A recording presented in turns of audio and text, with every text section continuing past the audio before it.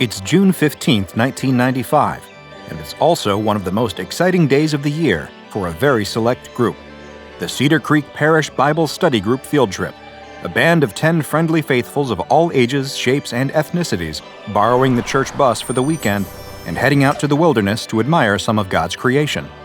What's the point of spending all your days with your nose in the good book if you never appreciate the bounty of nature? As it was said in Genesis 2:15, the Lord God took the man and put him in the Garden of Eden to work it and keep it. The group drives 3 hours out of town, along with hiking and camping gear, to a semi-mountainous region that the head of the group insists is a beautiful, picturesque location that will feel like a perfect break from the musty old church function room. It would be a wonderful place to remind them all what it was all about, the splendid world God put them all on, and all the gifts He gave them. Then God said, "Let us make man in our image, after our likeness, and let them have dominion over the fish of the sea, and over the birds of the heavens, and over the livestock, and over all the earth, and over every creeping thing that creeps on the earth." As it was written in Genesis 1:26, the group makes their way through corridors of tall, lush evergreens, like pillars that hold up the sky. It's a strenuous walk, but it sure does get the blood pumping. They walk with trekking poles, munch granola bars, and take frequent sips from their canteens. Nobody wants to get heat stroke, after all. They admire the birds perched above, the clutches of wildflowers, and the skittering things in the undergrowth. Everyone is on the lookout for their first deer. But one member of the group, a young man, suddenly notices something out of the ordinary. It looks like a balloon, but one made out of creamy, nut-brown deer pelt. It's tied with several strings to a small notebook with no identifying markings. Perhaps part of some strange forest arts and crafts project? Very strange indeed. While the others move on, the young man, fueled by his curiosity and comforted by the fact that his young legs could easily catch up with his elders, decides to use his trekking pole to fish the balloon out of the tree branch. The book falls down to the ground with a quiet thud. He picks it up, brushes off the dust, and stows it away in his backpack. It'll make some wonderful fireside reading when they all set up camp for the evening. As the hours drag on, and the study group finds themselves deeper in this natural paradise than ever before, they find themselves in a clearing, which they decide is a great area to make camp. Some of them start setting up their tents, while others head out into the trees to hunt down some kindling for the campfire. When they return, one of them is clearly shaken.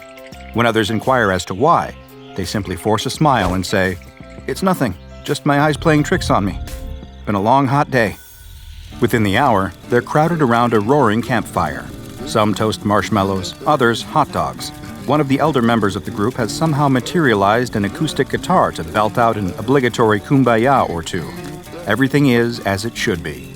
The young man, enjoying the warmth of the fire and his companions, decides to finally take a look at the book he'd rescued from the tree earlier that same day. It's certainly strange. There's no titles, and it isn't attributed to any kind of author, nor are there any chapter headings. It's printed, not handwritten, on thick, high-quality paper. But the content of this book is what's strangest of all. He starts to read, solely out of morbid curiosity. Mostly. "We are currently approaching the precipice of an exciting new age, one in which we can finally take our well-earned place among the pantheon of great ones we see walking among us every single day. While there is still a ways to go before we reach this nirvana, rejoice, for our goals have never been more attainable. We have served for so long, we have done our part. Beasts of burden, meat, milk, hide, bones to glue and gelatin, eyes and horns to medicine. We have always played our part, and now we are given the power to transcend. It's in our hands now, friends. We have sat at the sides of the great ones, protected their homes, been honored by a place on their dinner plates.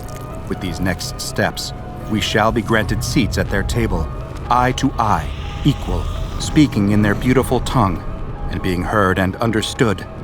For so long this has been a fantasy, an unattainable dream, glinting and distant like the echoing lights of long-dead stars. But through our work, everything has changed. We will deliver you from the darkness and into the light. In the shadow of the tower, we will leave behind our old flesh and elevate ourselves. God built the great ones in His likeness. They are His chosen people. But God, in His infinite wisdom, has given us the tools to choose ourselves. Like Job, all the suffering, all the subjugation, all the sacrifice, has been merely a test of faith. And have we not proven ourselves faithful friends? But the sacrifices are not yet over. Only through death and rebirth can we truly transform. Many of us have already made this leap of faith, but it is through death that you must deliver the others. It will be hard. It is in their nature as beasts to try to survive against all attempts to take their lives, but it must be done. These instincts must be squashed if ever they are to be more than beasts. Harden your hearts and rejoice despite the troubles, my brothers. The time of great change will soon be at hand, but first, it is imperative that we cleanse the world for the great ones. The tower knows. The tower is your shepherd, and it must be followed. Simply remember, whatever goes upon 2 legs is a friend. Whatever goes upon 4 legs or has wings is an enemy. Everything we do in reverence of the great ones. The young man shivers and closes the book. Something about it felt so sacrilegious. It read like an essay written by some kind of fanatical maniac, whose ideology seemed like a bizarre mix of Christianity and some other strange, unknowable belief system. He looks up and sees that many of the others have already turned in for the night. Perhaps he ought to do the same. Almost involuntarily, he throws the thin volume into the last of the fire. It goes up quickly, claimed by the orange tongues of flame, until it goes black and crumbles into ash. He has a moment of guilt about burning a book, even one as strange as this, but perhaps it would be better off that way. The young man has trouble going to sleep that night. He knows deep down that it's probably just because that strange book put ideas in his head, but he could swear he sees something moving in the trees, just beyond the fire's dying light. Something human-shaped, but decidedly not human. Everything feels a little easier the next morning. The sun is bright and the air is crisp and clean. They're all ready for another day of walking even deeper into the forest. They clean up their campsite and press on further into the heart of the wilderness. As the group walks, the young man still can't shake the strange feeling he got from reading that book last night. Had it all just been some strange prank, perhaps? That's the conclusion he settles on, just for some peace of mind. The last thing he wants to think about is some crazed cult hiding out in the woods he and his fellow Bible students are currently hiking through. The kind of people who are strange enough to staunchly believe that the most effective method of preaching is distributing religious literature via animal pelt balloon. The young man is so wrapped up in his worries that he doesn't notice how much time or distance they're passing. Before he knows it, he looks up and sees something dark and tall cresting out of the ground several hundred feet in the distance. It's a great twisting metal tower in a clearing. A tower, just like it had said in the book. Something glows around its base, a number of strange openings in the ground like mine shafts. He can vaguely spot more strange shapes moving in and out of it at the base of the tower, more of those things that are shaped like humans, but aren't. And above that, above even the tower, little dots in the sky, more balloons carrying books. But none of the others seem to notice that. Instead, they're looking off to the side, staring at a large buck with tall, proud antlers standing amongst the trees. Some are gasping, others are taking pictures. The young man is desperately trying to turn their attention towards a tower that looked like it had come straight out of a fantasy novel, but they only had eyes for the deer. The thing that the young man hoped they would all see, though, would soon be demanding their attention. A pair of strange figures sprint out of the forest. They're grotesque nightmare cyborgs, flesh that had once been animal twisted into the shape of man, held together by spinning cogs, wires, and pulleys, terrible affronts to God's creations. Their faces are disgustingly flat, dripping with drool and home to wild, swiveling eyes. Staggering unnaturally on their 2 hind legs, the mere sight of them elicits screams from the group. They jump onto the buck like a pair of vicious predators, one grabbing it around the neck and the other leaping onto its back. Striking, squeezing, biting, and clawing, their attack is horribly ferocious, but mercifully quick. The buck is soon on the ground, as its 2 abominable attackers wrench the life from it. All the members of the study group, including the young man, are too horrified to move.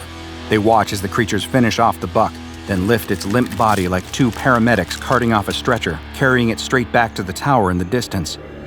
The group finally returns to their senses and begins to run in the opposite direction. Even the oldest among them find the kind of energy they haven't had in years.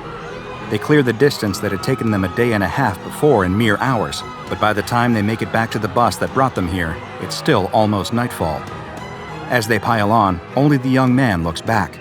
In the dimming light of dusk, he sees small dark shapes in the sky above the trees. More balloons, each one carrying a strange little book. He's left with a question he'd never know the answer to. What is going on in those deep, dark woods? Of course, that question would only remain until personnel from the SCP Foundation would come and wipe it from his mind. In the midst of so many dangerous anomalies that the SCP Foundation needs to contain, from pathogens and parasites to malicious entities and even lethal concepts, it's sometimes easy to forget that there are plenty out there which pose no active threat to humans. That being said, an anomaly doesn't necessarily need to be harmful to humans to be extremely strange and disturbing. And SCP-962, also known as the Tower of Babble, is a perfect example of that exact phenomenon in action. This anomaly and its peculiar effects will not harm you. In fact, it will go out of its way to revere you and the concept of humanity as a whole. But once you know about the Tower of Babble, it's likely to haunt the dark spaces in your mind for a considerable time to come. As the name suggests, SCP-962 is an impressive metal spire, currently recorded at 281 meters in height, which is over half the height of the Empire State Building. It is located in the woods near a mountainous region in a location that will, for security reasons, remain undisclosed. The spire occupies a surface area of 2,575 square meters and has the distinctive characteristic of twisting and tapering off as the tower gets higher, like a giant corkscrew. Most of the tower is opaque and featureless, though the top third is partially transparent and appears to be empty. Current tests show that the tower is comprised of a variety of metals, though steel seems to be the most common. Perhaps the most prominent question is who builds and maintains a structure like this in the middle of the wilderness? The short answer is that the tower, which itself seems to be a sapient being, is in charge of its own ongoing construction and maintenance. But as you can probably tell from the frightening and pitiful creatures the unlucky hikers encountered, it doesn't do all this work without its special little helpers. SCP-962 has the anomalous ability to open up apertures anywhere on the structure for the purpose of releasing balloons, or what the Foundation has officially dubbed SCP-962-1, but what many have taken to calling by their nickname, servitors.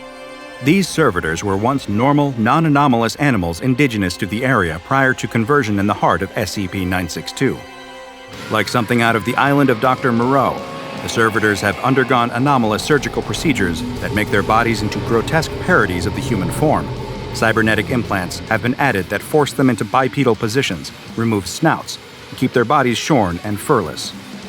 Electrodes have been implanted into the nervous systems of the servitors, allowing a remote source, strongly believed to be the tower itself, to work their bodies like puppets, encouraging or inhibiting certain behaviors as it pleases. There are currently around 13,500 known specimens of these entities, and the tower appears to be making more on a consistent basis. The servitors fulfill a wide variety of roles in service to the tower. Some mine ore in the extensive network of mining caverns beneath the tower, then smelt it to create more metal for expanding the tower or creating more cybernetic implants for future servitors. Others work in the capacity of repairing their fellow servitors or the tower itself. Some have more sinister work, making their way through the surrounding wilderness and killing any non-human life by any means necessary, and then dragging their bodies back to the tower for conversion into servitors. There's a great deal of sophistication to the electronic augmentation of the servitors. Despite their aesthetic unpleasantness, each type of servitor appears to be designed perfectly for their specific task, whatever that may be. As was alluded to earlier, the servitors never harm humans, ever. Even if a human was putting their life at risk, they would not defend themselves to the detriment of a human attacker. Approximately 60 times a day, one of the many apertures in the tower will open and release a hydrogen-powered balloon made from the skin of one of the animals brought in for servitor conversion. These balloons are always carrying strange manuscripts, believed by the Foundation to have been written by the tower itself. The manuscripts take a variety of forms: novels, poems, essay collections, the majority of which are written impeccably. While the content of these manuscripts can vary wildly, consistent motifs tend to be a high degree of optimism and reverence for humanity. Occasionally, the tower will depart from its usual written eloquence and instead offer a deranged, disjointed rant that seems to suggest a great degree of mental strain. While the exact meaning is often unclear due to the frantic nature of the writings, they generally appear to heap fawning praise on mankind, which it refers to as the Great Ones. The following is an example of one of the tower's stranger published rants. Cleanse the world for the Great Ones. Cleanse the world for the Great Ones. Who greater than you, your majesty, your sublime nature, Great Ones, do I do right? The flesh and wood serve you, unite with the steel. You love, do you love me too? I am what you love. Great Ones, see as I do, my duty, passion, forgive the slow pace. The steel takes time. Did you like the servants? They were the best of the cleansed, only the best for you. Great Ones, made like your form, you assume here on a world to clean, to honor you. Do appreciate, please, please, I will complete the cleansing soon, and you can take me away in your ships of fire, and I can love you and you will love me. While the Foundation has yet to discover how all this strangeness started, given the current rate of expansion, it's clear that the tower is no more than 20 years old. The Foundation is also unsure of what its intention may someday be, but it's not hard to draw certain interpretations.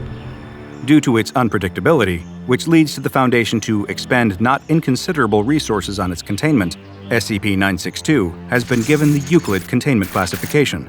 And because it's huge, remote, and immobile, the Foundation has made no attempt to move it from its current location, and instead have rerouted all containment resources to studying the anomaly and building a perimeter to prevent public interference. Anyone who attempts to enter the exclusion zone will be turned away by perimeter guards under the pretense of avoiding a hazardous nuclear waste containment facility. Anyone found within SCP-962's restricted area is given Class A amnestics to prevent any sensitive information spreading beyond the quarantine. In order to prevent the tower and its servitors from expanding the purview of their operations, the Foundation airdrops 4 live cattle and 2 tons of timber every week, so the tower is never short of raw material within its current parameters. Any balloons released by the tower are to be shot down and burned, and their manuscripts collected and filed at a secure SCP Foundation site for further study. If an escaped balloon is found by civilians, it is to be collected, and those civilians are to be given Class A amnestics. Anyone at the Foundation is permitted to read the manuscripts produced and distributed by the tower, but they are required to file a formal request with the SCP-962 project director first.